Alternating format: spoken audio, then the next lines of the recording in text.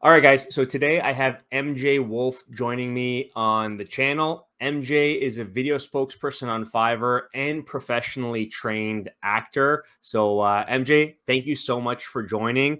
To kind of get things started, why don't you tell me a little bit about yourself? How'd you get into acting? How'd you start on Fiverr? Where are you from? Give us the background. Okay, it's kind of a longer story, but I'll get into it. It's pretty interesting. I think you'll find this pretty actually just an overall story that I think most people won't believe when I tell them that, but it's kind of like a rags to riches type story. Nice. So I came from Connecticut. I grew up in Connecticut. My dad left my mom and I, cheated on her when I was like 3 years old, and Sorry to hear that, man. left it just for me and my mom, by myself. And she was a teacher in our school. And basically, I was a horrible student. I grew up, I was just the worst student in my school. I was bullied from 5th grade to 12th grade. I had zits all over my face. I was really skinny. I had braces. In my high school, there was 1,100 kids. I was probably literally, if there was a popularity ranking, I was number 1,100. So if you had asked who was most likely to not succeed, I guarantee you I would have had the overwhelming vote. I wasn't good at sports. I wasn't smart enough to hang out with like the nerds and the kids who plays Dungeons and Dragons. I wasn't cool enough to hang out with the kids who were going to the parties. I was just like basically nothing. So basically after that, I pretty much turned out how people expected I would. At age 30, I was working for my cousin's cleaning service in Connecticut, cleaning toilets of medical facilities at night. Basically, we would go out at night and when the facilities were closed and clean up the medical facility, clean the toilets, take the trash out. Like I was miserable. And I was dating a girl here in Connecticut, or there in Connecticut. And I went to her house one day and she's like, I have to break up with you. You're not making enough money. And you're just like, you're basically a nighttime janitor. So I went to my Jeez. best friend's house, basically in tears. I'm like, dude, what am I going to do? He's like, look, man, he's like, this is my only friend at the time and still my best friend to this day. He's like, dude, you've always wanted to do acting. He's like, just go to LA for a month. Just give it a try.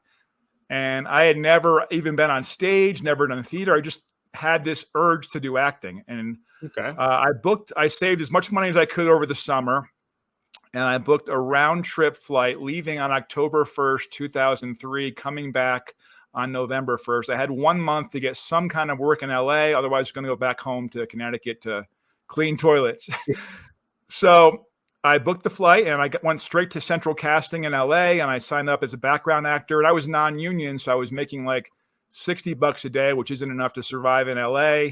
And then the whole month went by. I worked on a bunch of shows. It was kind of cool. Like I think I worked on NYPD Blue, a couple other ones, but I was Cool. just background. And then basically the whole month went by. I didn't get enough to stay in LA. And the last night was Halloween night, October 31st. I had one guy I knew in LA. He invited me to a Hollywood party and I was going to go. And then last minute, this Christopher Gray casting calls me and they're like, hey, can you work on the Tom Cruise movie Collateral tonight? I'm like, you know what? I'm here one more night. I'm just going to work. Told my friend, forget the Hollywood party. So I go to set.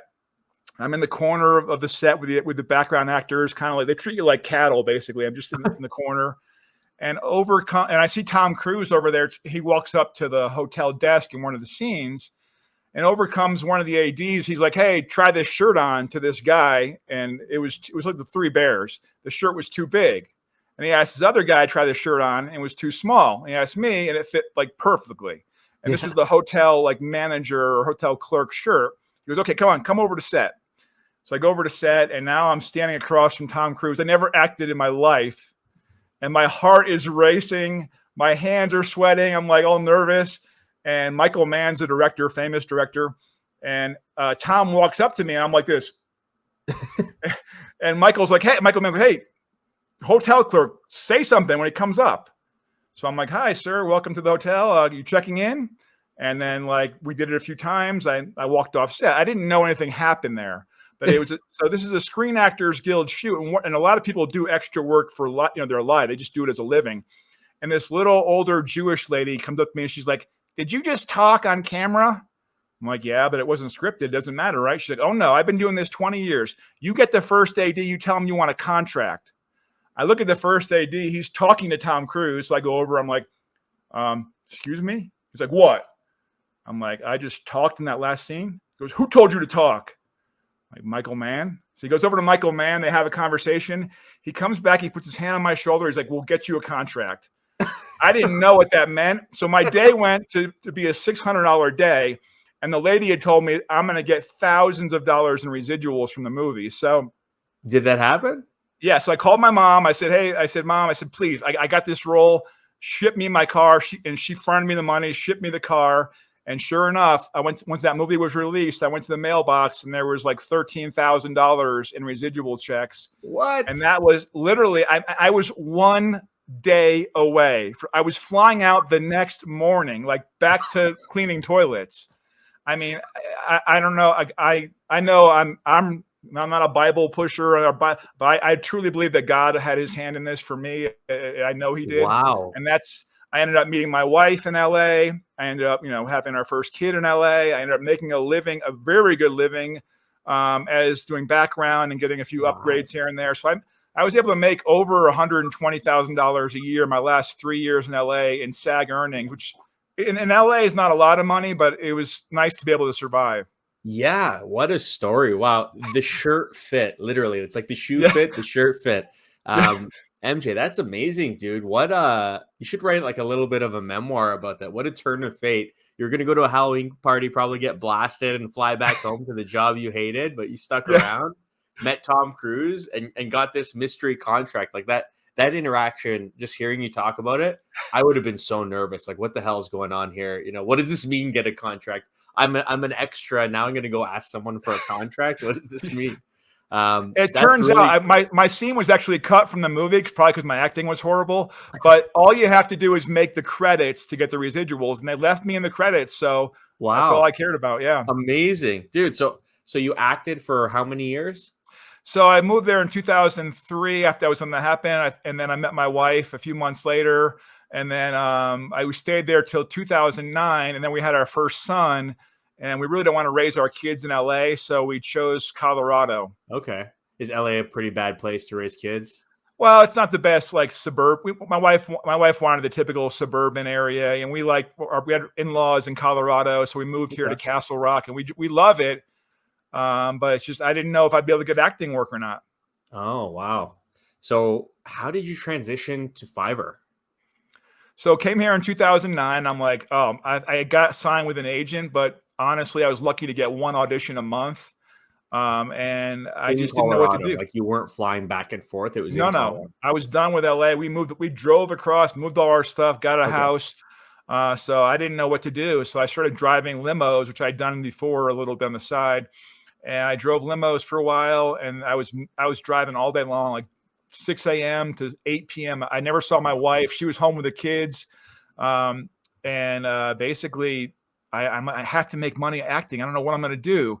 I'm searching online, and then I found Fiverr in 2012, 2 years later, and I saw there's a guy on there doing spokesperson work. Okay. So I basically signed up, and I in the morning before my limo runs, I was recording, all tired, like trying to record spokesperson clips.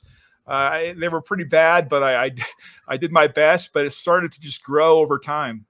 Cool, man. And so you started in 2012 and you're still going strong.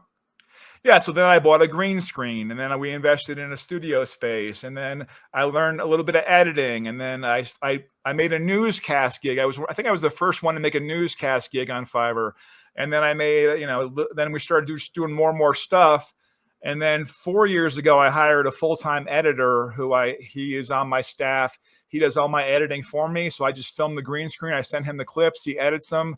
And he's so good that I hired him to be exclusive with me. He cannot work for any other male spokespeople. And he and I just teamed up, and we make commercials for TV, everything.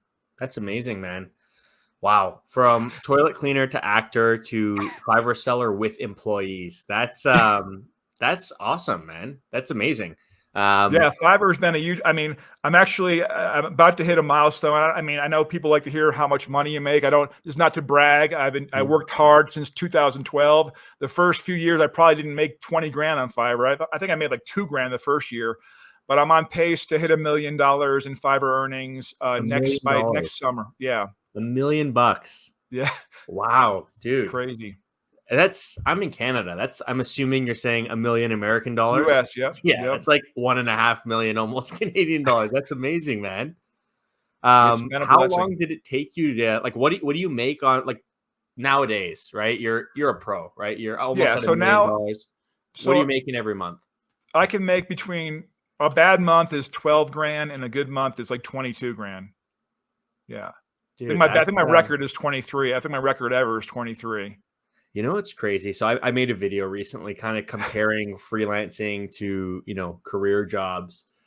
Even at 12 grand a month, you're probably making more than most high level professionals in the US, right? Like business directors, sales directors, um, pilots, some doctors, 12 grand a month is like, what is that, 130 grand a year ish, more or less, depending on what you're making. That's quite a bit of money. And then 22 grand, that's like CEO of small to mid-sized company type money. That's incredible. Yeah, Fiverr pays my rent, pays all my kids' bills. My wife's a stay-at-home mom. Both my kids are homeschooled. They still do a lot of activities. Yeah. So we're all home half the time, but half the time we want to kill each other. But it is hard to be home all the time with everybody. But I'll be halfway through a script on Fiverr, like 1,000-word script. I'll be like 500 words in. I haven't messed up. And somebody flushes the toilet, or my kids yell, or the dog barks. I'm like, oh man, I was cruising through that script, but that's part of it. So would you say that Fiverr has like positively changed your life? Like, do you have anything bad to say about Oh, Fiverr? I don't have a thing bad to say. They're literally, I don't know what I'd be doing. I'd be driving limos or who knows what. It was a huge blessing. I'd still be auditioning, but I book like 1 or 2 roles a year here in Colorado, small Okay. movies and stuff. There's not a lot of filming here. Okay. Wow, MJ, that's amazing. One question I have, right? So a lot of people watching this are probably people either interested in getting started on Fiverr or interested doing, video spokesperson or similar types of roles. How would you go about advising someone who has zero experience, no Tom Cruise acting experience, nothing? How would you get into green screen videos? Like how would you start?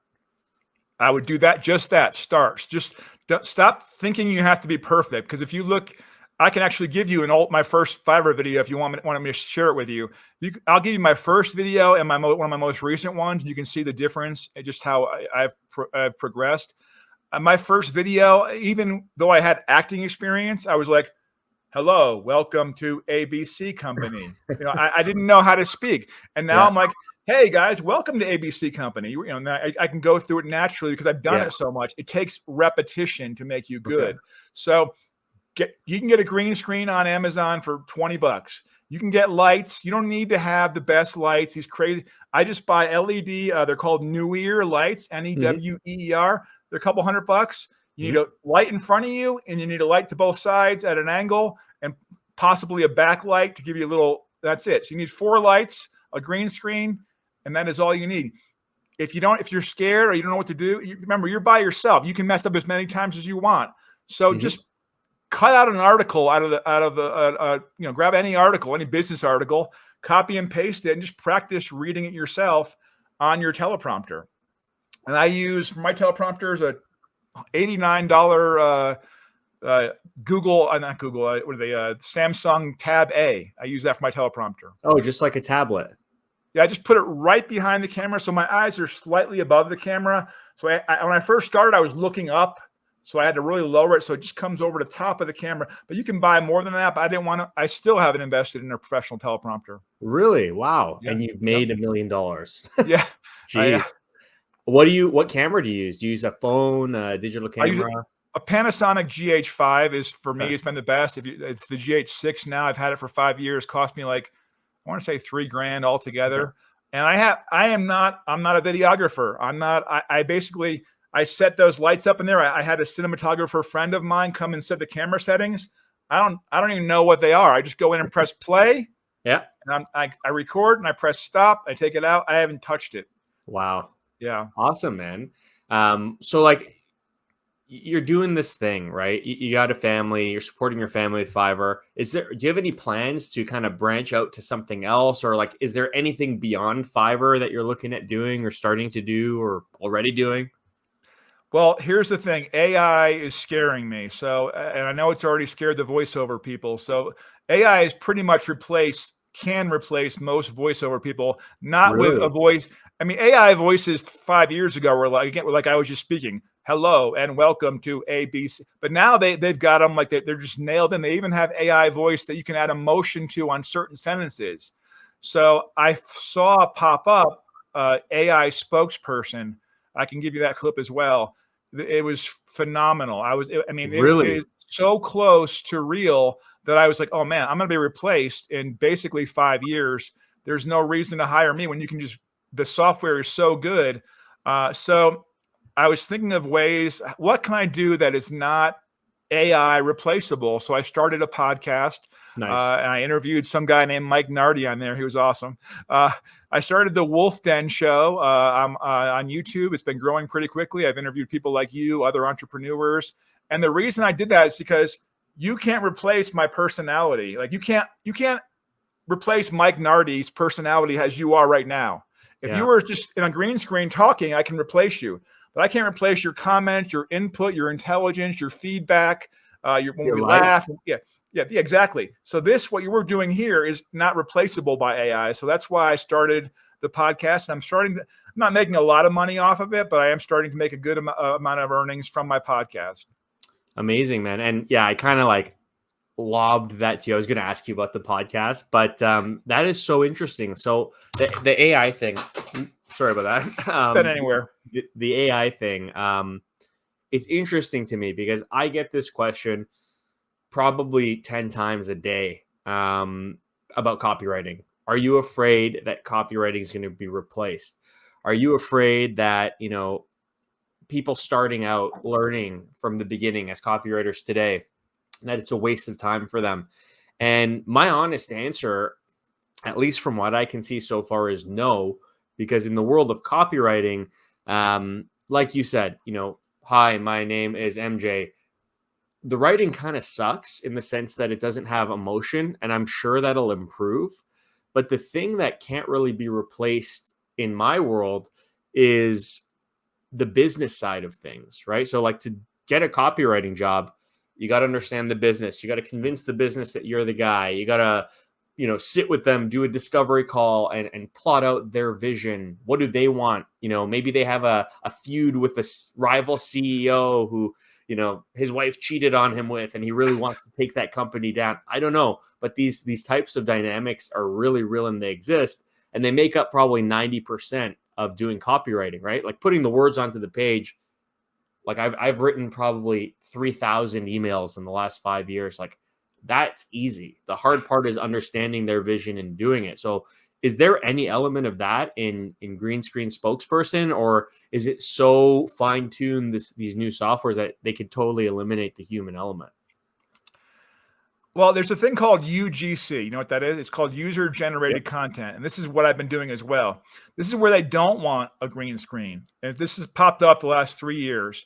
So it's Okay. like they want me in my cell phone. They want bad lighting. They want the cell phone to shake. They want it to seem like, because now people have caught on to some advertisers believe that some people have caught on to the green screen. They can see the way it doesn't look just right. It looks too perfect. So they want you not to look. They want you in your car like, hey guys, this is a product. Testrodrin, they just want me to hold on my phone, like maybe opening it, maybe I swallow the pill, but very not like they don't Like want it highly natural. produced at all. Yeah. So Yeah. that's called user generated content. And that's taken over. That has been new. And AI would be a ways away from replacing that. Interesting. But the green screen stuff, you're pretty convinced it's going the way of the dodo, eh? Anything that's purely factual information, or you just need to give across information, yeah, because like if it's a training video, let's say like I did a training video for an automotive company where I'm just like, welcome to ABC Automotive. This is how to install your floor mats or whatever, and basically it's just informational. There's no reason to need my personality in that. You just want to give them the facts. So in that case, they'll hire an AI spokesperson, or they'll just use the software to make one. Wow. So, wow, that's crazy. Have you been running into situations where the fact that AI is getting so much hype is causing buyers to come to you and, for example, say, hey, oh, I can get AI to do this for $10. You're charging me 10,000, match their price. And then you get into that situation. No, but I do get offers pretty much weekly. People saying, "Hey, would you be willing to like fully scan myself and say all these words so they can AI me?" I'm like, "Why would I do that?" I'm like, "Yeah, I'll do it for $500,000. I'll do it. Other than that, no." Because why People would have I? asked that, like, so you become the AI spokesperson. They ask me that every week. So they want me to scan. Basically, you have to record a series of sentences that the AI all on the green screen. Turn my head this way. Make different faces, and it picks all that up, and then they make you an AI, basically like deep fake, basically. What have they offered you for that? Oh, ridiculous! I wouldn't accept anything less than $500,000. And they're like probably $500 or something like that. Yeah. Why would I replace? I'd be replacing myself. I guess you if I can make it myself, and I could just make myself AI on my own, and then just instead of having to do the work, I can just plug myself in. Dude, I can't believe we're talking about this right now. When I was a kid, like a video game on a Windows 95 computer was like blowing my mind. And now we're talking about you getting cloned in a computer and you having to compete against a digital version of yourself. That is absolutely nuts. It's crazy.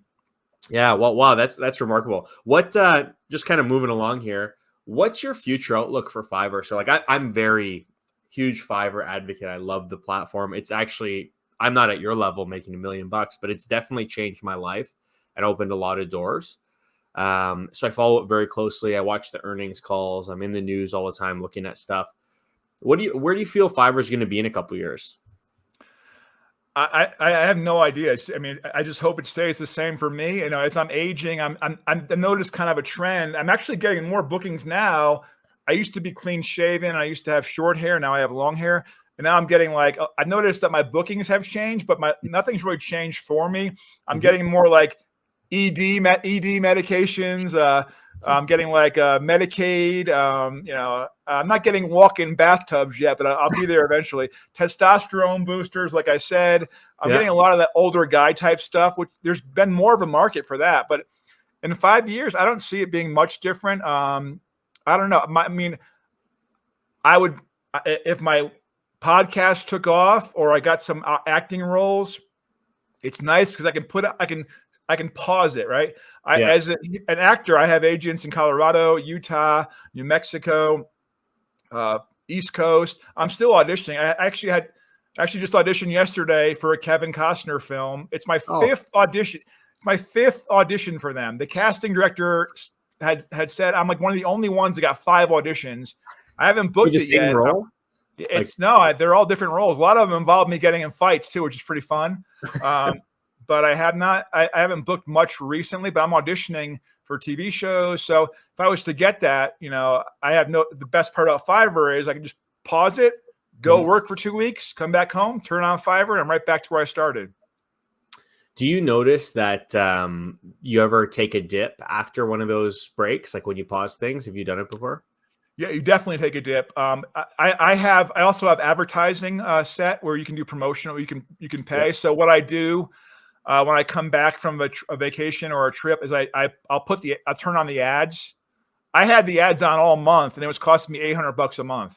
You're talking about promoted gigs, right? Promoted gigs are where you can pay to have your gigs appear. So when I have them all on, all for a month, it averages me $800 a month. Crazy. It's a positive ROI though for you? I don't know. I just shut it off 2 months ago and I haven't seen much of a change. So now I'm wondering if I was wasting money every month. Yeah, that's interesting. I've tested out promoted gigs on and off with my best gigs, with my worst gigs. For me, it's been kind of hit or miss, but I had a chance to speak with someone from Fiverr about it who's on that team. And he's basically like, only promote your best performing gigs, because he's like, you're paying for exposure. You're not paying for them to be convinced to buy. So if you have a gig that's crap and they don't purchase it anyways, they're still not going to purchase it, but now you're just paying for that click. How many gigs do you have? 10, I think. I have 30. Oh, And wow. I that's the most they'll allow me. I keep asking them. I have like 30 other ideas. I can make 60 easily. They just won't let me do it. Yeah. Wow. Yeah. So yeah, I've been A/B testing it. I find it works the best where I promote two of my best gigs and then one of like my experimental gigs that I'm trying to like build up some momentum with. But I'm like way low level. I do like $10 spend per day, and that ends up netting me for every like I think it's like $400. It'll bring in like 1,100. But some months it doesn't, and some months I'm in the red. So Yeah. it's hit or miss, definitely. Just one question I had on our last point about AI, right? So you mentioned certain things you don't see being replaced for 5 years, like user generated content. But generally speaking, right? I'm a copywriter. You do video spokesperson stuff. A lot of people watching this probably haven't started yet and are reluctant to put in the time because they're afraid that it won't be worth their time. What would you say to those people who are afraid that they're going to start this thing, put hundreds of hours in, and then AI might make them irrelevant?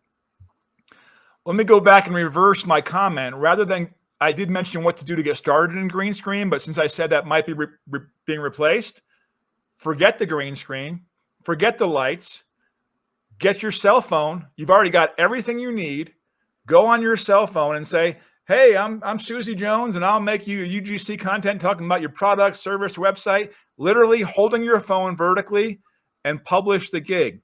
Publish a few more of them because UGC content, you don't need anything but a cell phone and some good lighting. So maybe that's where you'd Interesting. start. And they have Okay. apps. There's an app called Big View. It's BIGVU. Okay. It can actually put the text. It's a teleprompter app that records while you're holding the phone. So I don't have to memorize the script. I can just read the script, look at the camera, hold my phone, make my UGC content, and that's it. Cool. Good tip. Awesome. And just the reason I asked, I actually have an opinion on this too for anyone watching this. Um, the reality is we don't know what we don't know a lot of the times. MJ kind of has experienced what's happening with green screen because he's in it.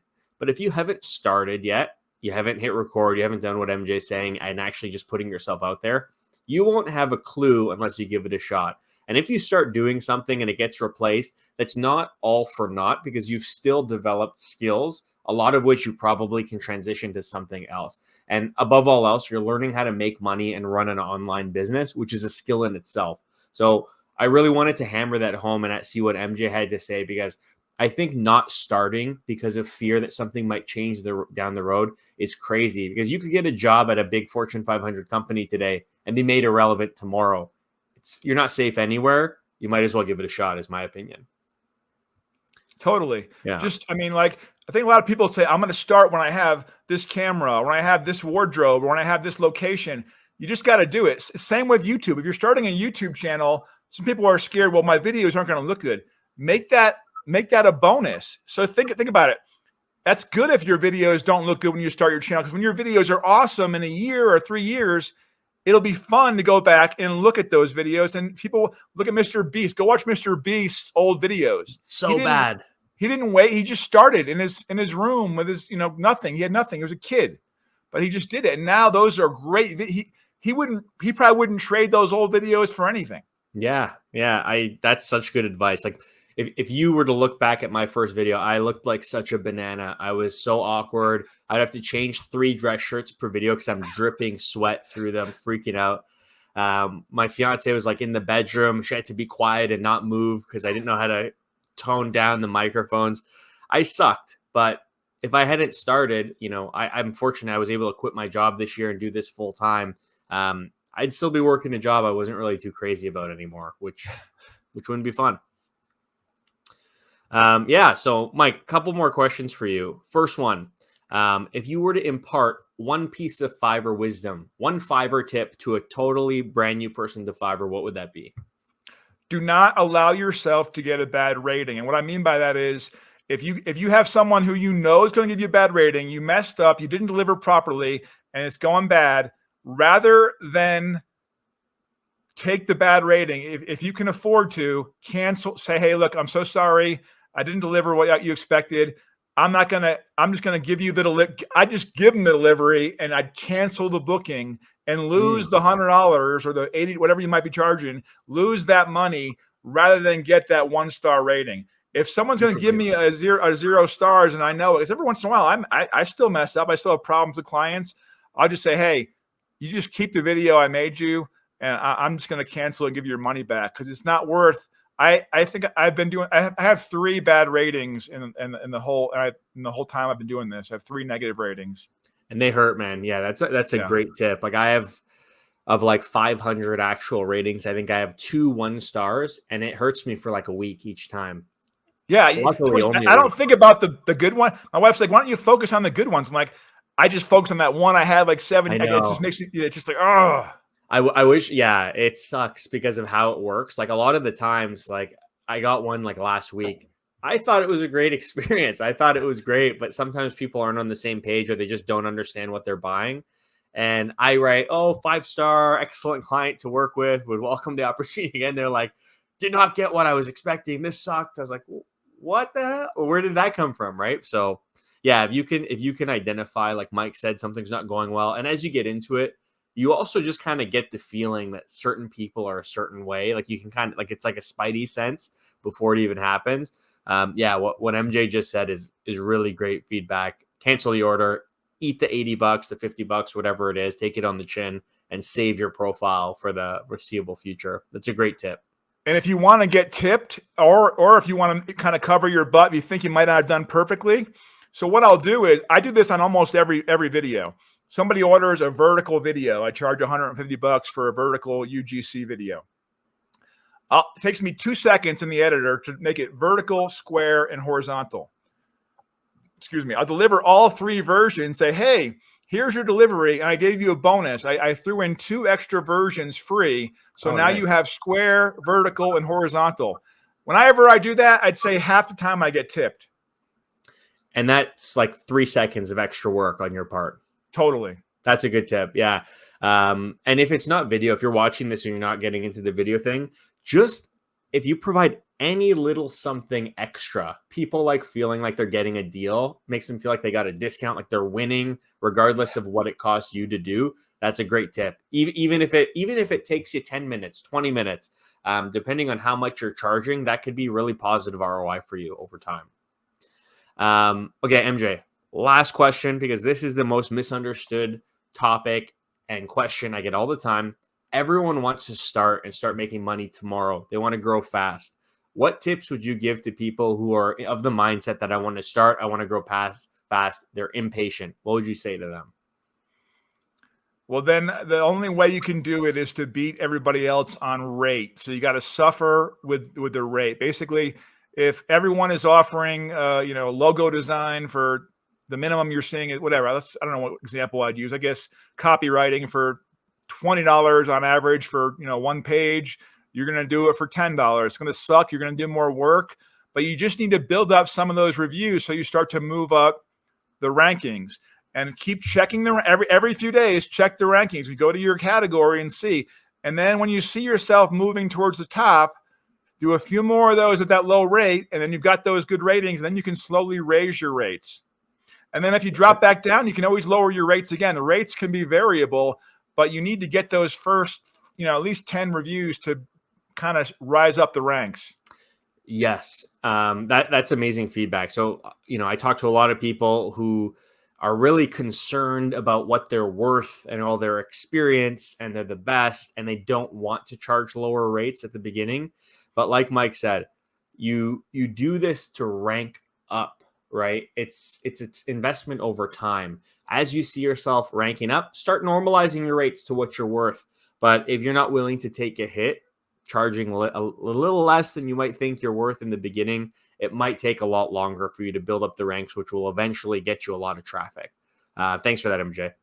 Yeah, and also, if basically, I'm not saying don't hire your mom or your friend to order your gig. Don't do that. But if let's say you have a copywriting client outside of Fiverr, you might say, hey, and you got a good relationship. Hey, hey, Joe, look, you've ordered, 50 scripts from me. Would you mind ordering like 2 or 3 off Fiverr? I know it's kind of a pain, but I'll give you a discount. And have one of your clients who have maybe not on Fiverr go on there and place 2 or 3 orders and actually legitimately deliver the order and then you're kind of creating those reviews, and then you can still deal with him because he was off Fiverr. But this way, you're creating some work for yourself with clients you already have established. That's a great tip. Yeah, I don't think enough people think about bringing traffic onto Fiverr because they're so concerned about, eating a 20% cut for Fiverr, but it can really help you long term. Definitely. Awesome. Well, MJ, I think we're going to wrap this up. This was great. For anyone watching this, MJ's got his own channel, his podcast that he mentioned. I'm going to link to it in the description as well as his Fiverr profile. He did an interview with me on his channel about a month or two ago. If you want to check that out, that'd be great. But yeah, MJ, thank you so much for joining me. Good luck closing that last little gap to $1 million in earnings. And I'm sure we'll chat again, man. All right, Mike. Thank you so much. Awesome. Take care. Take care.